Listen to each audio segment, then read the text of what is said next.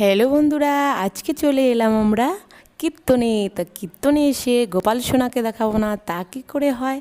তো চলো গোপাল সোনাকে দেখায়। এই দেখো গোপাল বসে আছে আর আমার কোলে উঠে পড়েছে আমার গোপাল, দেখো।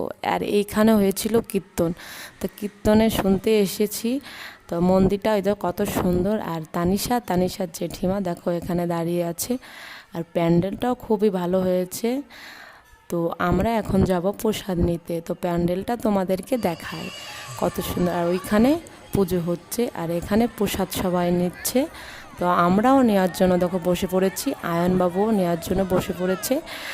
আর সবাই বসে পড়েছে, কিন্তু আয়নবাবুকে দিয়েই দিয়েছে, দেখো প্রসাদ পেয়েই গেছে। দেখো খুব সুন্দর করে খাচ্ছে আয়নবাবুটা। আমার গরম ছিল খিচুড়িটা, তার জন্য খেতে পাচ্ছে না।